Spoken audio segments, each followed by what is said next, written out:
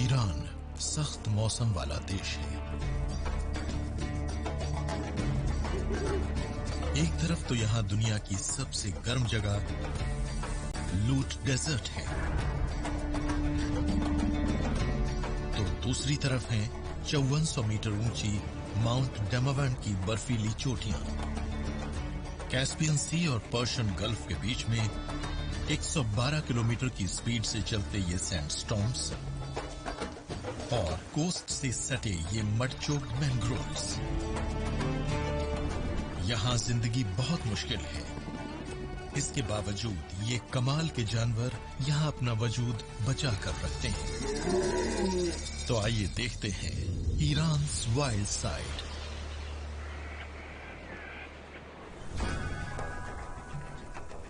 Iran दुनिया की सबसे ओल्ड सिविलाइजेशंस में से एक है।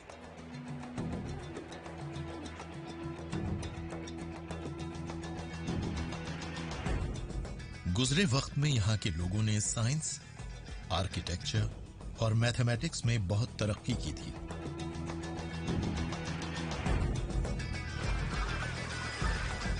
मगर ईरान कुछ और वजहों से भी जाना जाता है, कुछ ऐसी जो सिर्फ दुनिया के इसी कॉर्नर में देखने को मिलती हैं। वो हैं अलग अलग किस्म के मौसम और वाइल्ड लाइफ।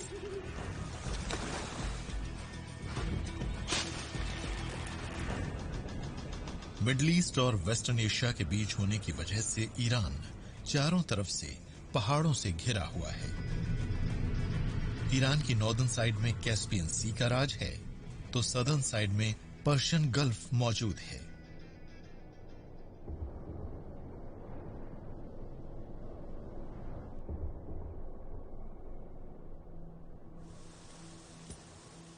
सेंट्रल प्लेटो में गर्म रेगिस्तान जिंदगी को बहुत मुश्किल बना देता है,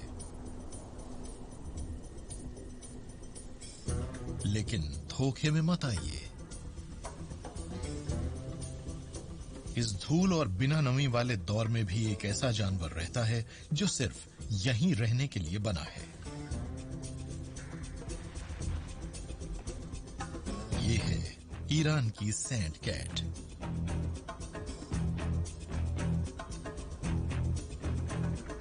ये कोई मामूली हाउस कैट नहीं है। ये बिल्ली रेगिस्तान के 38 डिग्री सेंटीग्रेड के टेम्परेचर को सहन करने के लिए ही बनी है। इसके फुट पैड्स घने बालों की लेयर से ढके हैं, जो इसे तपती गर्म रेत से बचाते हैं।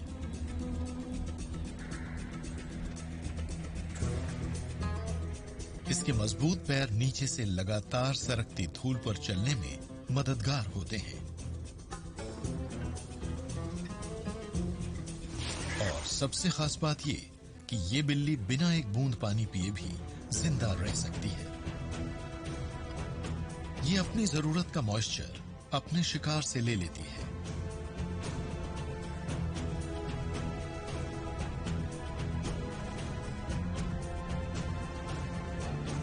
सैंड कैट अकेले ही शिकार करती है और हवा में ठंडक आने पर रात में ही शिकार के लिए निकलती है। ये शिकार ढूंढने के लिए अपनी आंखों से ज्यादा अपने सुनने के हुनर पर यकीन करती है और शिकार की आवाज से उसे जमीन के अंदर या बाहर से ढूंढ लेती है।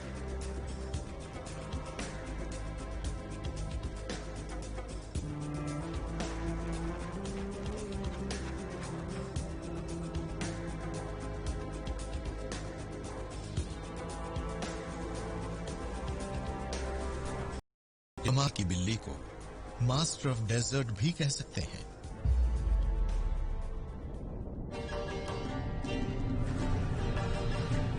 सेंट्रल प्लेटो की इस गर्मी से बहुत दूर और ईरान की बिजी कैपिटल के करीब एक बिल्कुल ही अलग तरह का हैबिटेट मौजूद है। यह है माउंट डैमावन, एशिया के सबसे ऊंचे वोल्केनोज में से एक और ईरान का हाईएस्ट पॉइंट।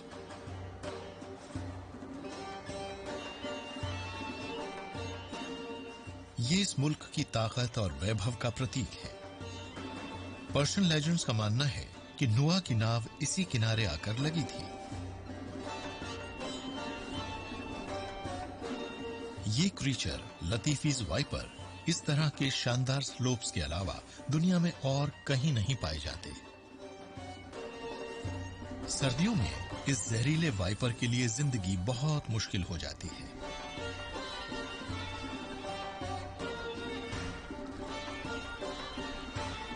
इसे सूरज की गर्मी पाने के लिए इन चट्टानों की मदद लेनी पड़ती है।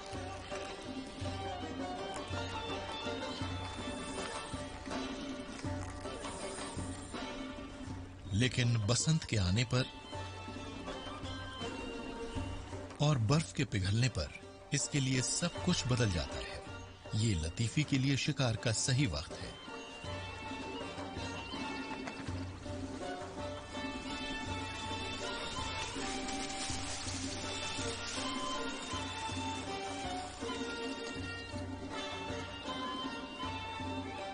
पर्शियन माइथोलॉजी में सांप के दो रूप देखने को मिलते हैं, राक्षस का भी और फरिश्ते का भी।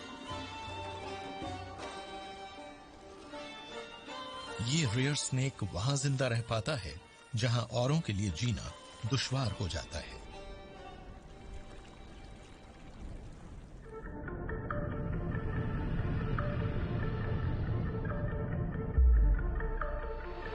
पर्शियन गल्फ के किनारों पर ट्रॉपिकल फॉरेस्ट में जबरदस्त बायोडायवर्सिटी मौजूद है।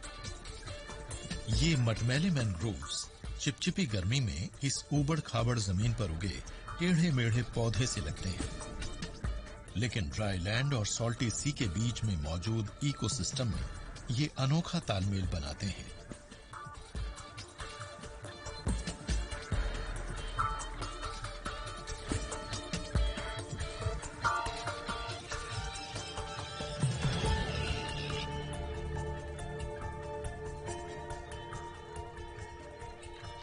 गोस्ट क्रैब, हेरन और ये पर्शियन गल्फ सी स्नेक यहां भरपेट भोजन पाते हैं।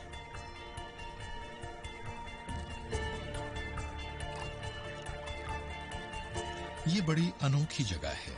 ये ना तो जमीन है और ना ही समुद्र।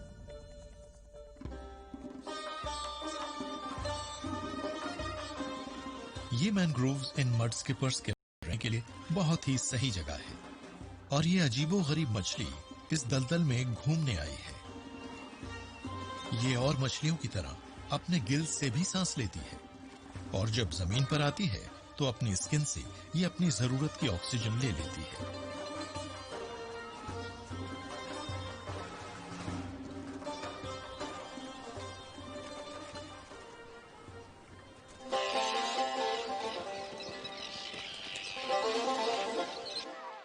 और ये बायोडाइवर्स दुनिया 100 से भी ज्यादा तरह की चिड़ियाओं का भी आशियाना है।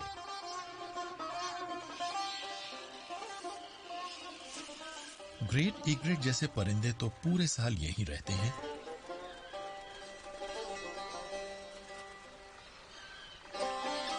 और कुछ सर्दियों में अपना घर बदलकर यहां आ जाते हैं, ईरान के ट्रॉपिक्स में।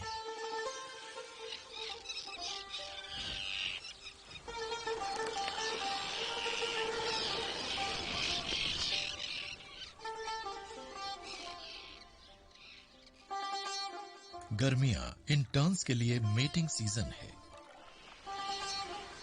पूरा बीच इनके कोर्टशिप डांसेस और आपसी झगड़े से सराबोर नजर आता है।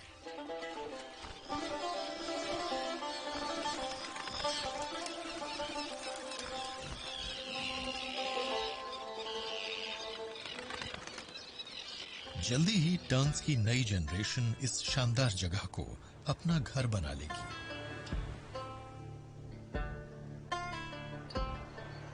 मैनग्रोव्स इन जीवों को पौष्टिक खाना तो देते ही हैं, इसके अलावा ये सॉइल इरोजन और समुद्री तूफान से समुद्री तटों को सेफ भी रखते हैं। इस खारे पानी में किसी भी पेड़ का पनपना नामुमकिन है, मगर ये मैनग्रोव्स खारे पानी में ही फलते फूलते हैं।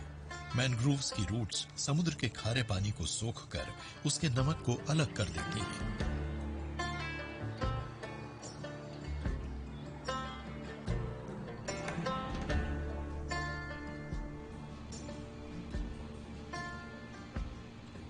और ये जड़ें और टेढ़ी मेढ़ी टहनियां बहुत तरह के जंगली जानवरों के लिए हैबिटेट मुहैया कराती हैं।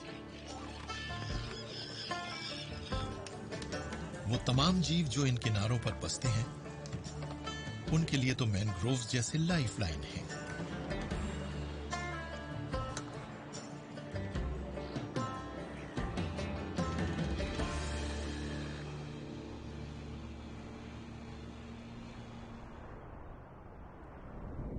आप अगर जमीनी इलाके की तरफ और आगे बढ़ेंगे तो हवा में सल्फर की गंध फैली मिलती है जो रॉटन एग्स जैसी लगती है।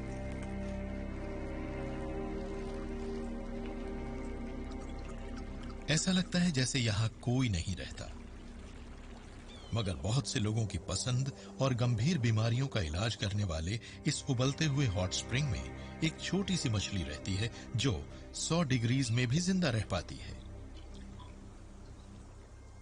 ये छोटी सी मछली एक अफेनियस है और ये पब फिश फैमिली से ताल्लुक रखती है। पब फिश एक्सट्रीम कंडीशंस में भी जिंदा रह लेती हैं और दुनिया के कई हिस्सों में पाई जाती हैं, मगर अफेनियस एक खास ग्रुप है जो सिर्फ यूरोप, एशिया और अफ्रीका में ही मिलता है।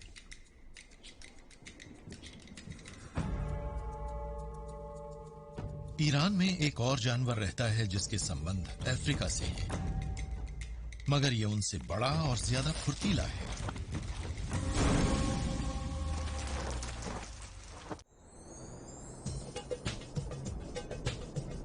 दूर दूर तक फैला ये ईरानी रेगिस्तान शायद ही किसी को लुभाए, मगर यहां एक जीव इस बंजर वीराने का पूरा फायदा उठाना जानता है। पूरी दुनिया में ये बस अब ईरान में ही बचा है। ये है एशियाटिक चीता।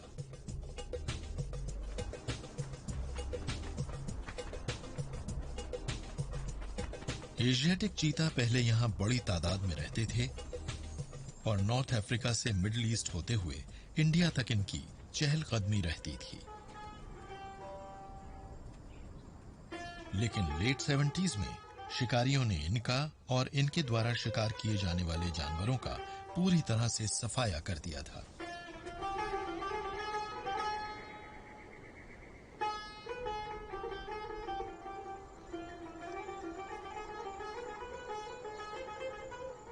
फिर 2005 में एक कैमरा ट्रैप में एक प्रेग्नेंट फीमेल चीता कैद हो गई।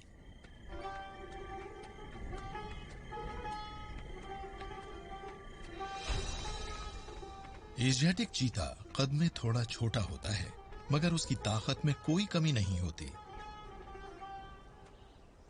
ये कैट दुनिया में सबसे तेज मैमल्स में से एक है और 3 सेकंड्स में ये 0 से 90 किलोमीटर तक की स्पीड से दौड़ सकता है।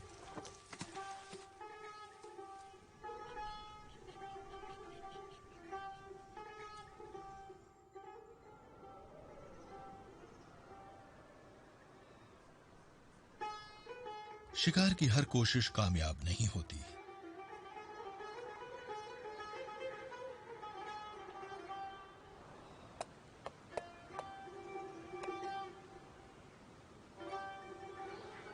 ये आइबेक्स इसकी पहुंच से दूर है।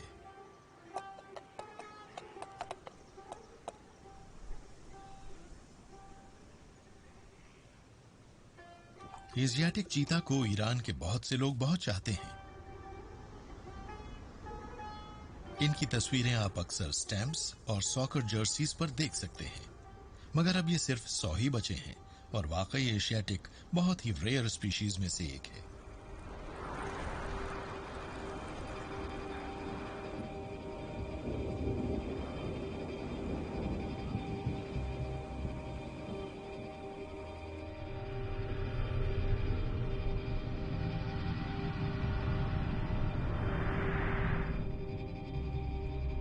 पूरी दुनिया में पाया जाने वाला ये क्रीचर इस रेतीले रेगिस्तान में भी पाया जाता है।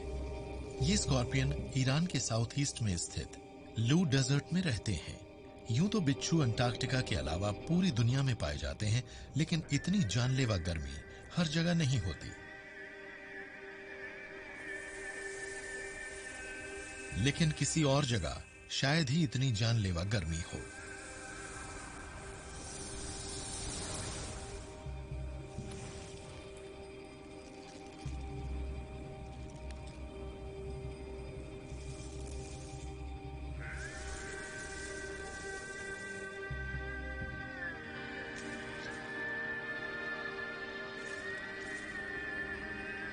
लीबिया का अल अजीजिया डेजर्ट जरूर इसके करीब है।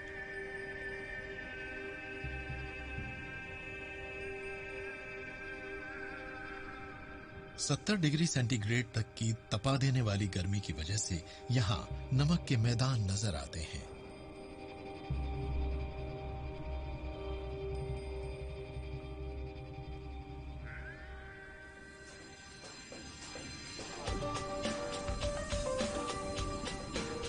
धूल भरे तूफान यहां लगातार खूबसूरत लैंडस्केप्स को बनाते और बिगाड़ते रहते हैं।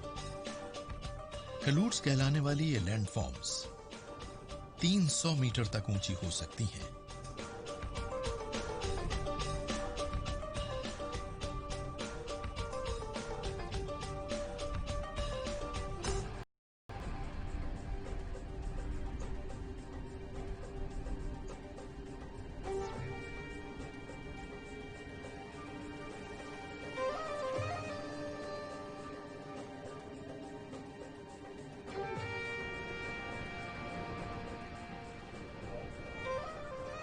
इस रेगिस्तान में जानलेवा गर्मी है, लेकिन फिर भी यहां जिंदगी मौजूद है। यहां ये येलो स्कॉर्पियन अपने नन्हे स्कॉर्पियंस को इस जला देने वाली रेत से बचाने के लिए अपनी पीठ पर बिठाकर बिल की तरफ ले जा रहा है। मगर इस बर्ताव की वजह से कोई ये न समझ ले कि ईरान के ये बिच्छू खतरनाक नहीं होते। करीब ही एक प्लेट टेल्ड गेको लिजर्ड मौजूद है। लूट डेजर्ट के इन लिजर्ड्स ने जीने का एक नायाब तरीका ढूंढ लिया है। ये तपती गर्मी में खुद को रेत के अंदर घुसा लेते हैं।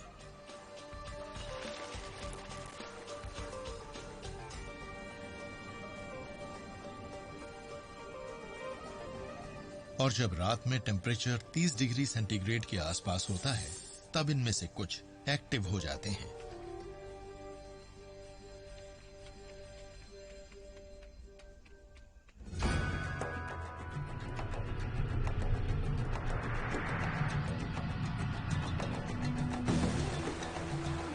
ऐसा नहीं है कि ईरान का पूरा साउथ ईस्टर्न हिस्सा ही रेत से ढका हो।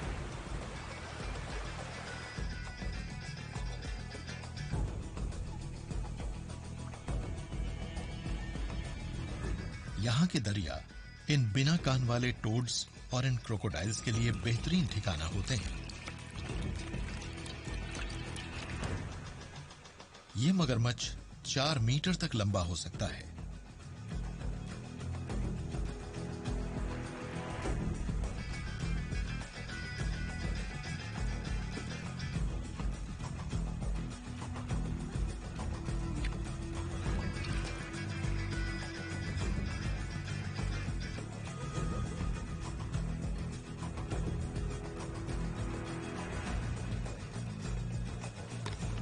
गैंडो के नाम से जाना जाने वाला ये चौड़े मुंह का मगरमच्छ यहाँ के लोगों के लिए ब्लेसिंग्स और प्रॉस्पेरिटी का सिंबल है।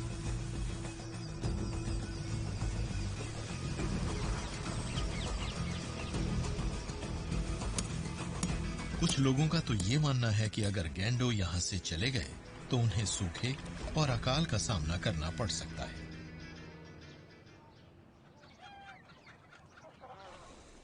इसलिए वो गैंडो को खुश और उनकी सीमा में रखने के लिए कीमती जानवरों की बलि देते रहते हैं।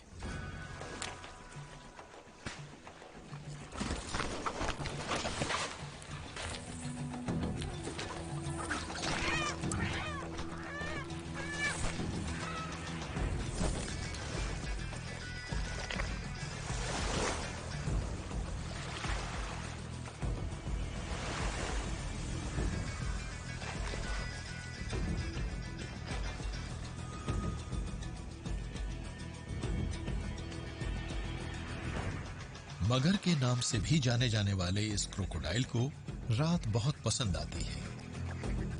इनकी रात में देख सकने वाली आंखें होती हैं और पानी में छिपकर तैरने का जबरदस्त पेशेंस भी।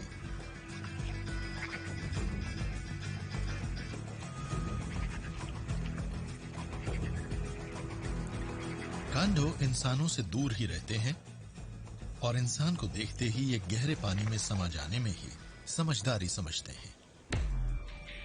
ये सी टर्टल बिल्कुल शर्मीला नहीं होता और ये खुले आसमान के नीचे दिन में ही अंडे देने से परहेज नहीं करता और न ही इसे भूखे शिकारियों का डर होता है।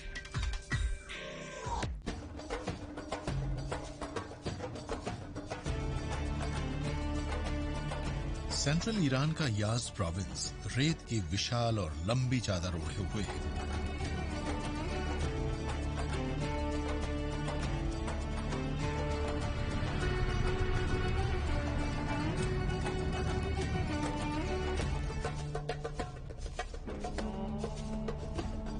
ये रेगिस्तानी जमीन का वो हिस्सा है जहां लगता है कि यहां न तो पानी है और न ही जिंदगी।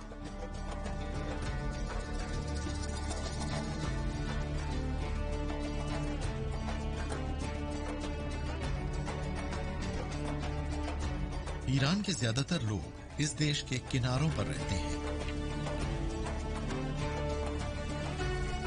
या तो पहाड़ों के नजदीक या समुद्र के।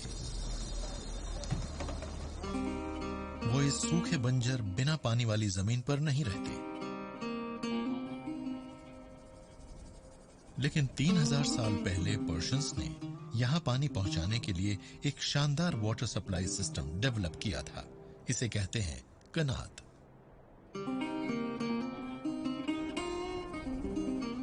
ये अंडरग्राउंड टनल्स पहाड़ों से ग्रेविटेशनल फोर्स इस्तेमाल करते हुए रेगिस्तान तक पानी लेकर जाती थीं।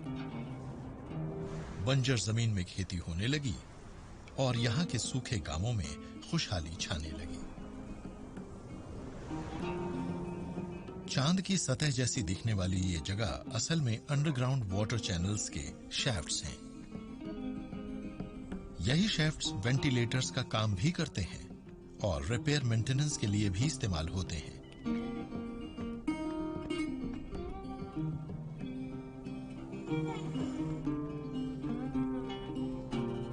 और आज भी यही कनात इस रेगिस्तान को जिंदा रखे हुए हैं।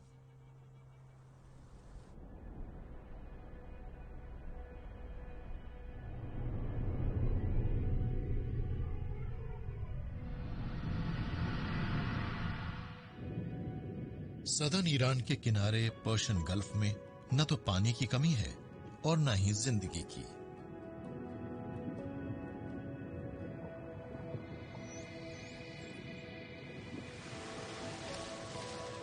इन ट्रॉपिकल वाटर्स में बड़ी तादाद में नजर आती हैं पफर फिश,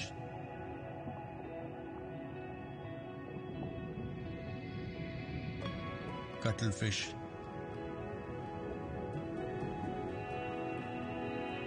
और लायन फिश। पर्शियन गल्फ की गहराई और खाड़ियों से बहुत कम है और ये बस करीब 35 से 38 मीटर ही गहरी है। कम गहराई इसे ज्यादा खारा और गर्म बनाती है। यहाँ की कोरल की ये चट्टानें पूरी दुनिया की चट्टानों की तरह ग्लोबल वार्मिंग का खतरा सह रही हैं और अब अपनी हिफाजत के लिए स्ट्रगल कर रही हैं। मगर यहां पर्शियन गल्फ में कुछ अजीबो गरीब हो रहा है। ये चट्टानें बढ़ते हुए टेम्परेचर को सहन कर पा रही हैं और मरीन बायोलॉजिस्ट इसकी वजह ढूंढ रहे हैं।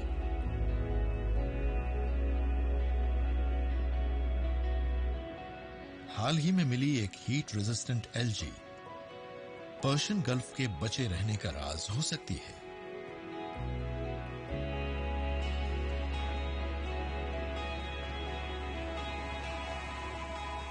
अगर ये एल्गी यहाँ की गर्मी सहन कर सकती है तो फिर और कोरल्स भी जरूर कर पाएंगे।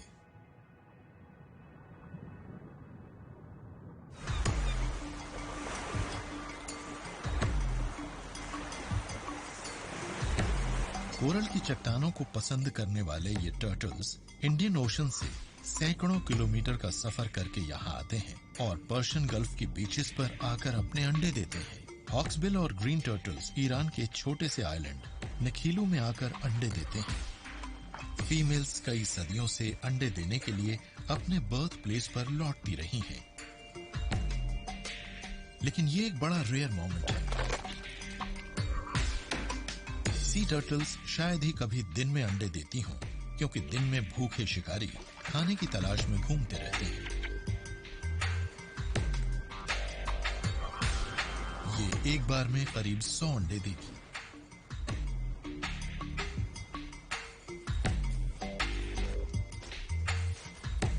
लेकिन अगर ये अंडे सी बर्ड्स और छोटे मैमल्स से बच पाए तो शायद इनमें से निकलने वाले बच्चे समुद्र में चले जाएंगे। अफसोस की बात कि इनमें से 1% से भी कम जिंदा बचेंगे और एडल्ट बन पाएंगे। इनमें से जिंदा बची फीमेल्स एक दिन अंडे देने के लिए नखीलू आइलैंड वापस आएंगी, जहां उनकी मां ने उन्हें पैदा किया था। यहां जिंदा रहने के लिए बहुत होशियार रहना पड़ता है।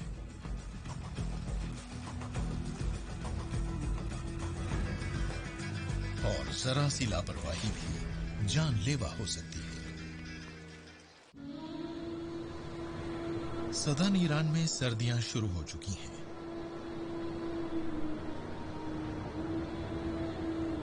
लेकिन इस बार की सर्दी तो वाकई बहुत सख्त है।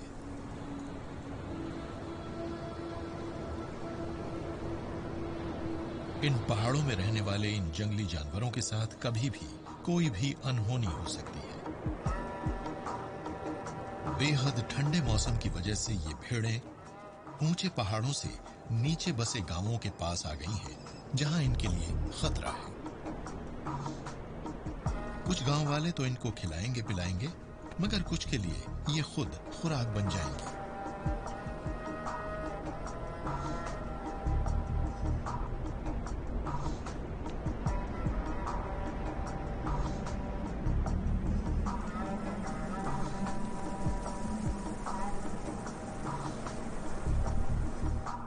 बेरहम सर्दियों की वजह से ये गज़ल्स थोड़ी लापरवाह हो गई हैं।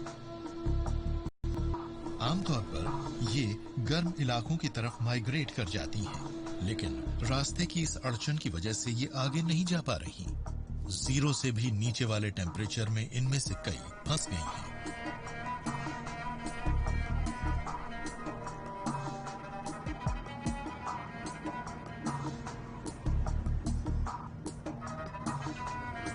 परिंदे अपने पंख फैलाकर इस बेरहम ठंड से मुक्ति पा सकते हैं, लेकिन ये कॉमन क्रेन्स अब भी इसी बर्फीले माहौल में रुके हुए हैं। चाहे आसमान हो या जमीन, ये बर्ड्स कभी भी एक दूसरे का साथ नहीं छोड़ती। करीब 400 कॉमन क्रेन्स झुंड में एक साथ किसी दूसरी जगह की तलाश में जा रही हैं। जमीन से 6000 मीटर तक की ऊंचाई पर उड़ सकने वाली ये कॉमन क्रेन्स दुनिया की सबसे ऊंची उड़ सकने वाली बर्ड्स में से एक है।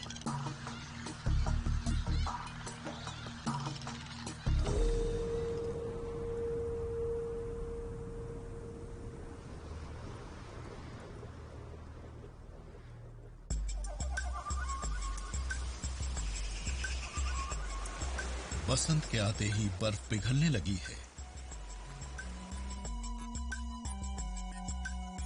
और जिंदगी की हलचल फिर नजर आने लगती है।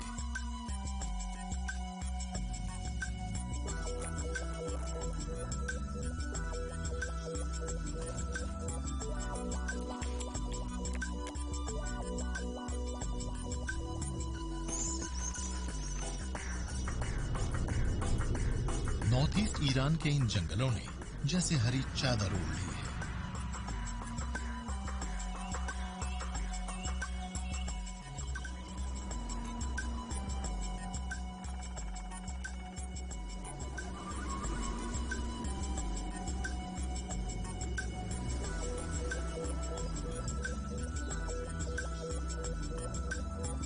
और कोल्ड ब्लडेड रेप्टाइल्स के लिए ये राहत का वक्त है, जैसे ये सुसैन स्नेक। इन्हें यूरोपियन कैट स्नेक भी कहते हैं, क्योंकि इनकी पुतलियां वर्टिकल होती हैं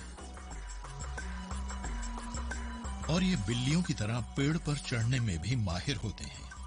इसे अपनी मनपसंद खुराक दिख गई है, ये है लिजर्ड।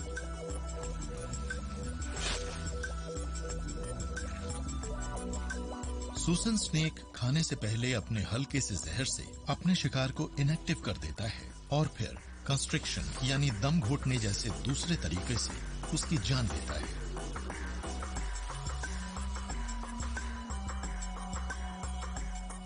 खुशकिस्मती से ये इंसानों को नहीं काटते, और अगर काट लें तो उस इंसान को बचाने के लिए अभी तक दवा तैयार नहीं हो पाई है।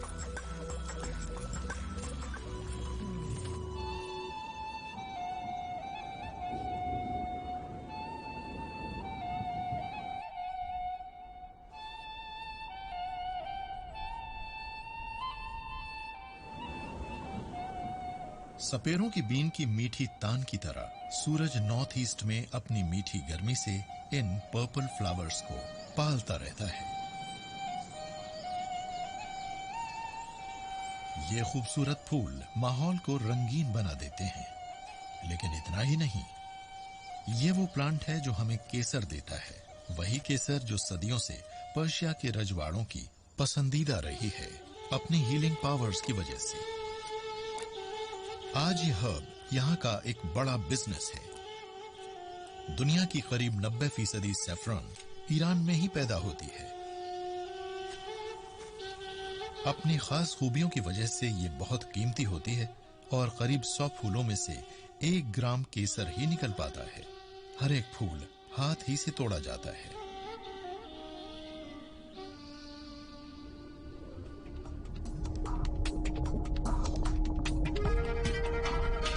ईरान का एक और बड़ा बिजनेस है।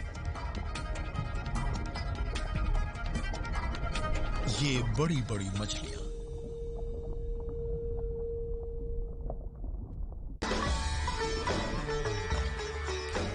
ईरान के समुद्रों में नेटिव फिश की भरमार है और कुछ तो बहुत ही अजीब जगहों में मिलती है।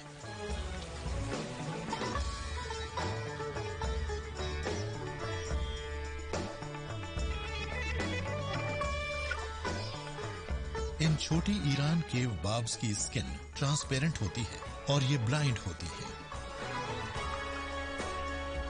इनकी बॉडी ऊपर से नीचे तक टच सेंसिटिव ऑर्गन से ढकी होती है और उनके जरिए ये अपनी दुनिया में नेविगेट करती हैं।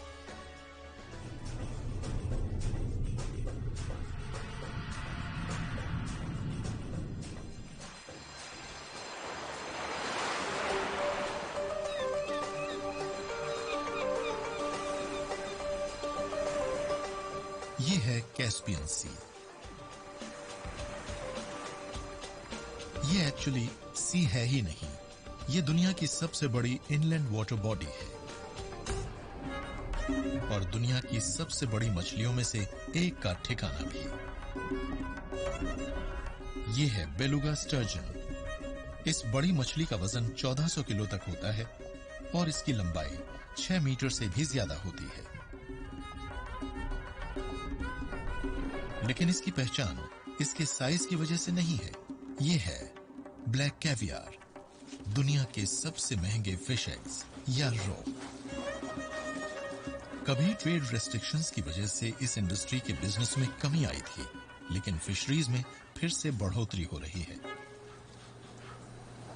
और इन अंडों की भारी डिमांड की वजह से बेलुगा की आबादी फिर से घटने लगी है।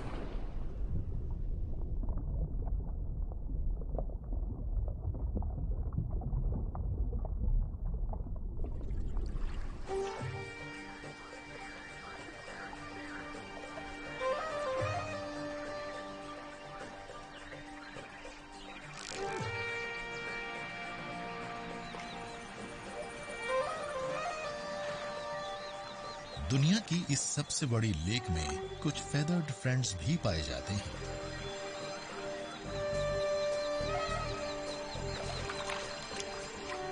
ये व्हाइट हेडेड डक अपनी स्पाइक टेल के लिए मशहूर है।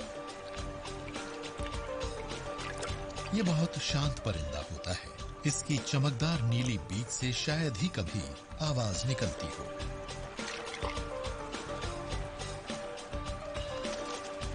स्वान्स और फ्लेमिंगोज के ये झुंड नॉर्दर्न लैंड से उड़कर यहाँ आते हैं और कैस्पियन सी की गर्माहट का मजा लेते हैं।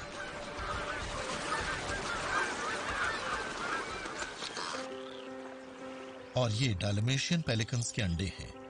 इस विशाल पक्षी के पंखों का फैलाव 3 मीटर तक हो सकता है। ये पेलिकन स्पीशीज की सबसे बड़ी जिंदा बर्ड्स में से एक है।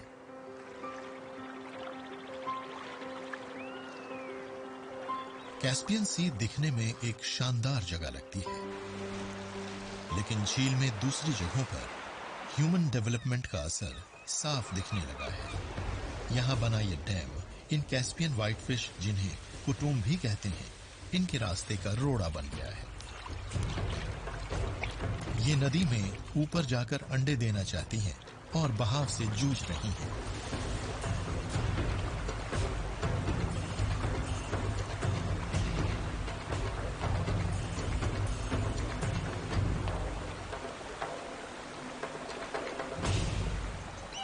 और यहाँ फेरेडून करनार वेटलैंड में इल्लीगल शिकार ने यहाँ के इकोसिस्टम को खतरे में डाल दिया है। लेकिन इसके बावजूद 2007 से ये एक अकेला साइबेरियन क्रेन 6500 किलोमीटर का सफर तय करके इसी जगह पर आता है और सर्दियां बिताता है।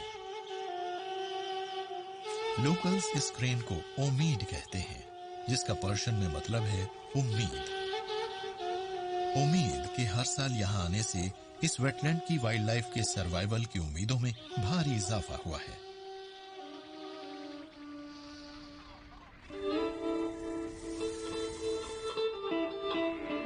जिंदा रहने की ये जंग पूरे ईरान में जारी है। रात के अंधेरों में होने वाली ये लड़ाई कभी कभी जानलेवा भी हो सकती है। ईरान मिडिल ईस्ट के बीचों बीच बसा है।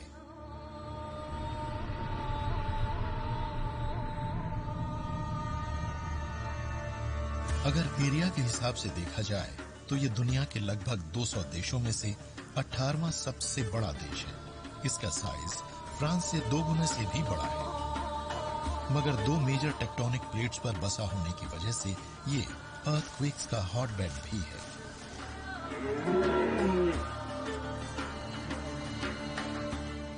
लेकिन कुदरत के इस गुस्से के बावजूद हिरण जैसे कुछ जानवर यहां फल फूल रहे हैं।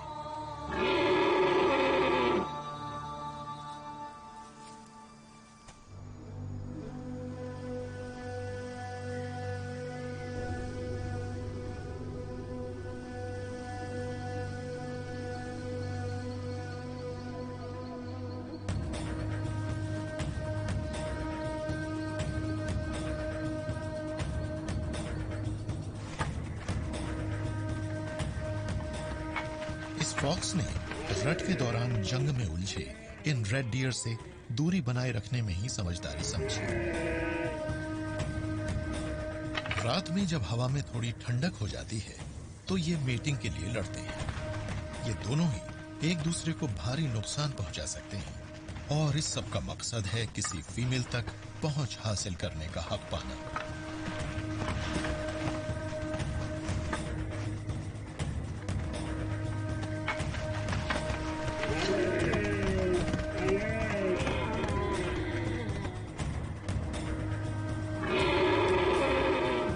विनर ने बिना वक्त गंवाए अपनी डोमिनेंस का ऐलान कर दिया और अगला शोडाउन अगले पेड़ के इर्द गिर्द हो सकता है।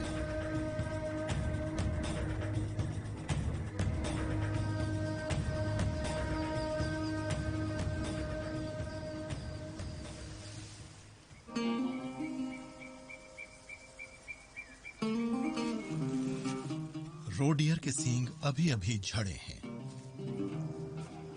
और ये जानवर बाढ़, आग और सेमी एरिड लैंड को झेलकर भी जिंदा रहते हैं। हालांकि इन्हें रहने के लिए जंगल ज्यादा अच्छे लगते हैं।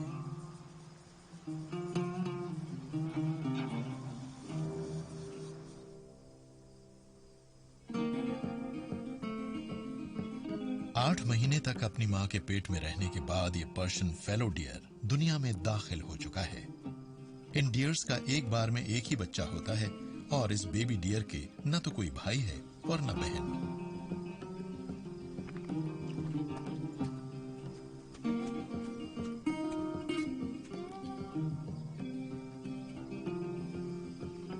ये स्पीशीज सबसे पुरानी स्पीशीज में से एक है और ये आइस एज के वक्त से यहां रह रही है।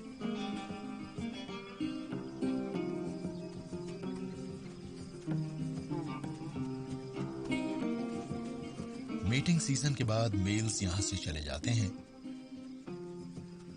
जबकि मां और बच्चा साथ साथ रहते हैं।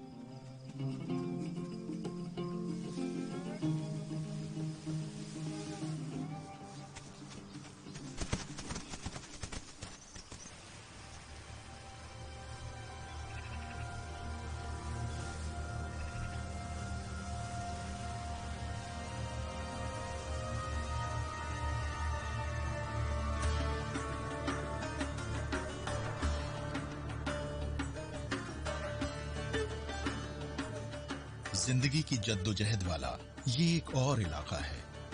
अपने साथियों से बिछड़कर ये बच्चा रेगिस्तान में भटक गया है।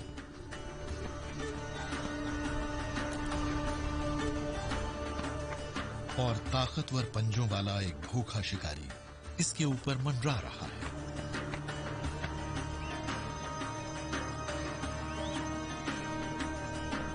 गोल्डन ईगल्स बड़े शिकार को भी आसानी से पकड़ लेती हैं, लेकिन वो इतने बड़े शिकार को नहीं पकड़ सकती।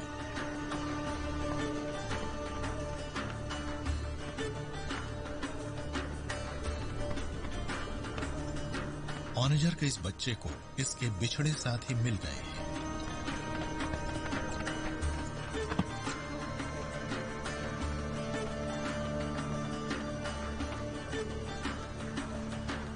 ऑनेजर्स ईरान के एक्सट्रीम्स को आसानी से झेल लेते हैं।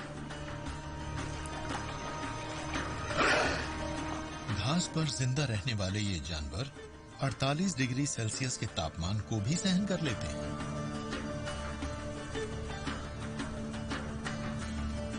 पुराने दौर में इन ऑनेजर्स को पालतू बनाने की बहुत कोशिशें हुई,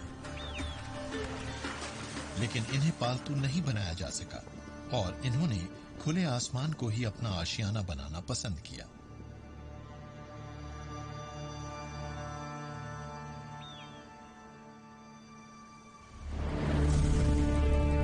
Iran, the land of extremes.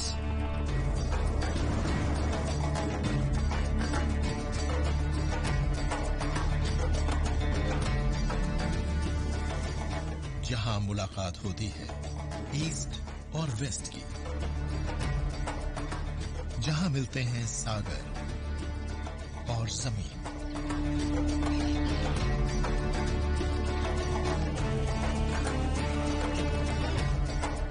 झुलसाने वाली गर्मी भी है और बर्फ भी,